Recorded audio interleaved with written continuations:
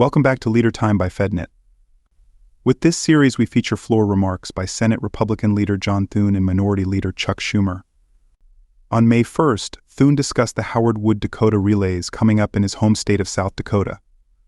The following material is protected by copyright. Mr. President, tomorrow afternoon, runners will take their marks for the 100th running of the Howard Wood Dakota relays. And I have to say, Mr. President, I look forward to this event every year. It's more than a track meet. It's one of the hallmarks of sports in South Dakota, and an incredible tradition that's now marking 100 years. Each year, thousands of high school athletes come from across the upper Midwest to compete at the Howard Wood Field in Sioux Falls, South Dakota. But the Dakota Relays isn't about where you're from or how big your school is. It's about the best competing against the best. And it's a thrilling 2 days. Hurdles, relays, long jump, javelin, and of course the special event on Friday night that showcases some of the best runners in the region. Athletes get to compete against other athletes that they won't see during a season or even at their statewide track meets. And it's incredible to see how hard these high schoolers work, to see them give it their all, and to see their sportsmanship in both victory and defeat. Mr. President, for generations, the Dakota Relays has been the ultimate proving ground, and a tradition shared by many South Dakota families. My own family's involvement in the relays stretches from the very beginning. My wife, Kimberly's grandfather, the legendary Smokey Joe Mendel, ran in one of the first Dakota Relays, and he was the first person to be inducted into the Dakota Relays Hall of Fame in 1959. My dad helped coach a relay team from Murdo, my hometown, that made it to the relays a couple of different times.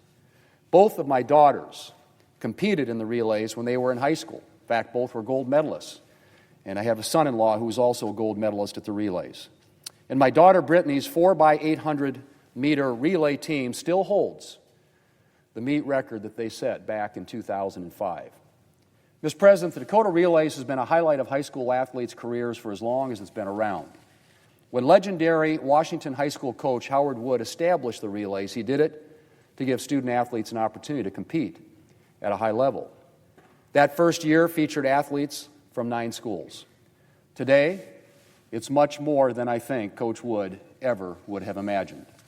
3,000 athletes and 20,000 fans are expected this year. 17 future Olympians have competed in the Dakota Relays. It's now the longest-running high school track meet in South Dakota and one of the longest-running in the entire country. And even as it's grown, the Dakota Relay still draws its support and strength from the local community, especially from the volunteers who work hard to keep the events running smoothly. The relays couldn't run without these men and women, and I always enjoy the chance to help out when I can. Although these days I'm helping to move hurdles or presenting medals, now that technology has replaced me as a timer. Mr. President, Sioux Falls native Terry Nielsen has volunteered in various roles at the Dakota Relays for 50 years. And after all those years, he says, and I quote, "The success of this meet is based on small-town South Dakota," end quote. I couldn't agree more. The Dakota Relays represents what I love about South Dakota, about our small towns, and about the people and values that make our state great. Mr. President, at the entrance of Howard Wood Field is a plaque that reads, quote, "Howard Wood, molder of youth," end quote. And I have to say, Mr. President, that's what a good coach does. Shapes youth, pushes athletes to do more, to be better, to think about more than just themselves. Coach Wood believed that athletics develops character and knowledge that serve athletes in every stage of life. He said, and I quote, "Athletics should teach the following lessons: to mind one's own business, to be a good loser, to lose without crying, to be a good winner, to win without boasting, to be non-solicitous of sympathy, to develop initiative and cooperation, good sportsmanship, which is none other than the golden rule, a respect for the code, control of the emotional self, to care for the body. My sincere hope and wish is that these few points have been grounded, end quote. That from the founder of the Howard Wood Dakota Relays, Mr. President. Mr. President, Howard Wood's legacy is alive and well after 100 years at the Dakota Relays. And as always, I look forward to being there this year to cheer on our athletes and to be a part of this great South Dakota tradition. Schumer continued a week-long critique of President Trump's record 100 days back in office. Well, Mr. President, Donald Trump's first 100 days in office boiled down to one word: failure. Yesterday, we learned that the U.S. economy actually shrank in the first quarter of 2025. It's his first quarter in office, and the economy shrinks. It was the worst single quarter the economy has seen since the time of the pandemic. And what does Donald Trump have to say about this? Does he admit his mistakes? Does he take responsibility like any leader should do? Of course not. Donald Trump has said it's Joe Biden's fault the economy is shrinking today. He said it will be Joe Biden's fault if the GDP are bad again in the next quarter. In Donald Trump's alternate universe, when things go wrong, it's always someone else's fault. It's just appalling. It's no surprise that it's no surprise why Donald Trump's polls are slipping. He starts a trade war with no plan at all, then tells families they'll just have to settle for higher prices. He tells parents they'll have to accept fewer and more expensive gifts for their kids for Christmas. Leave it to Donald Trump to act like a Grinch in the middle of spring. Fewer choices, higher prices. That's the Trump economy in a nutshell. But Donald Trump has not acted alone. Republicans in the Senate and the House own his mess, too. It's not just that Republicans are silent. They are complicit in Donald Trump's failures. Last night, Senate Republicans had a chance to stop Donald Trump's tariffs here on the Senate floor. They said no. They chose to side with the tariffs instead. They chose to side with high prices for Americans, $4,000 more a year. They chose to side with Donald Trump over siding with the American consumer, who's paying more than $4,000 a year. So Republicans now own Donald Trump's tariffs. Let me repeat, Republicans own Donald Trump's tariffs. Don't complain about them. Don't go knocking at the White House door and saying get rid of them. You're going along and you voted to go along. If Republicans wanted to stop these tariffs, they certainly could. They have the power. Many of them know privately it's the right thing to do. But they're too scared to cross Donald Trump. So instead of siding with the American consumer, they side with him and enable his destructive behavior.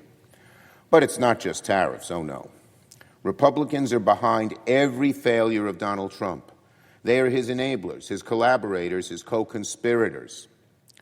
We all know they could undo Trump's failing policies if they wanted to, but they sit on their hands and in so many cases are complicit. Republicans are complicit in Donald Trump's push for tax cuts for billionaires. They're complicit in putting Medicaid funding on the chopping block.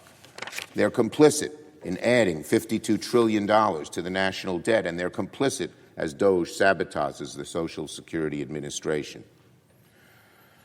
They're complicit in the leadership failures at the Pentagon.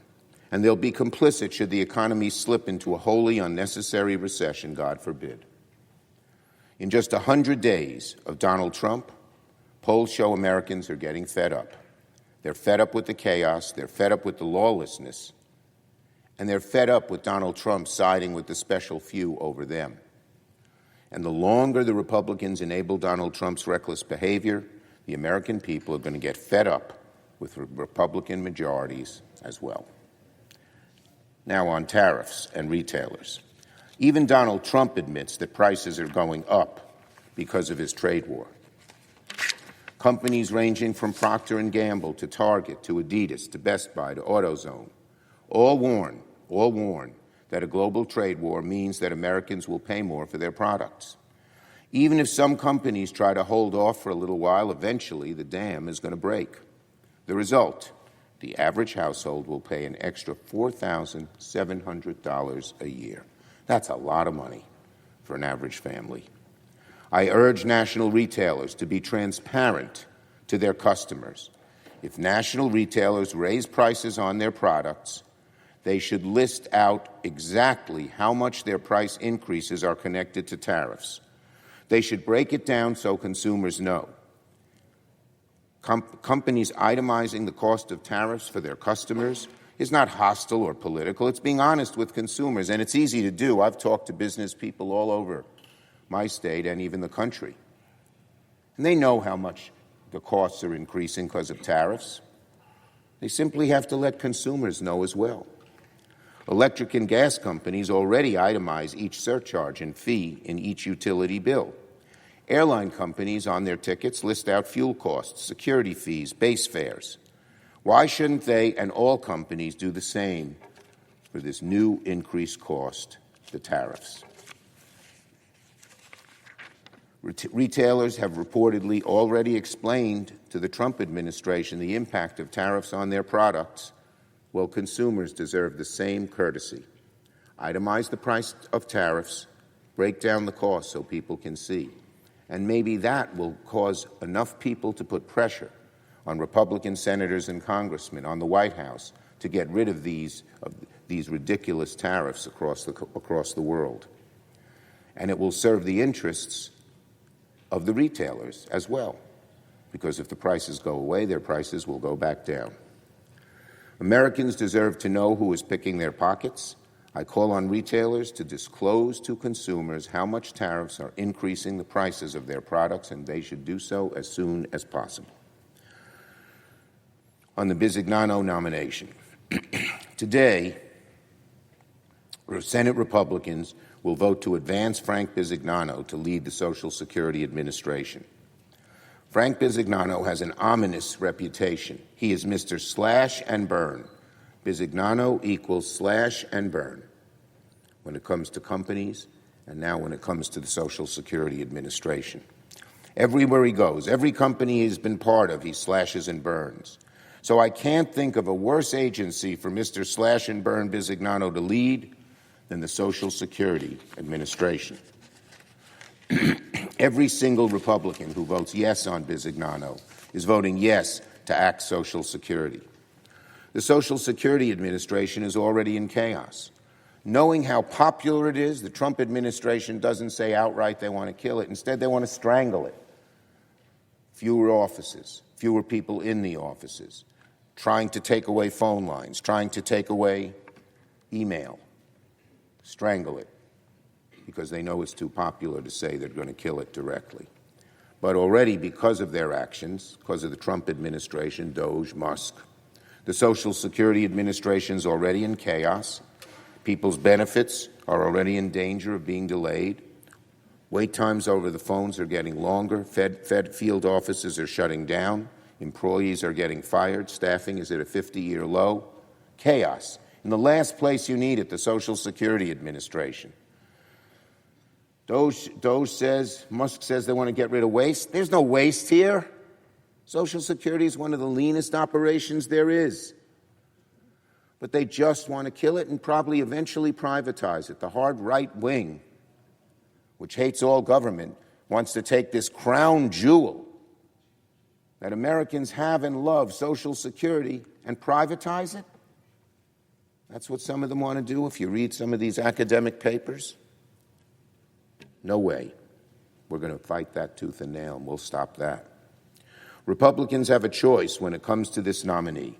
To confirm him is to be complicit in dismantling Social Security. They should vote against moving forward today. Thanks for listening. This program is copyrighted by Federal Network, Incorporated, and provided only for informational and educational purposes. Unauthorized reproduction, distribution,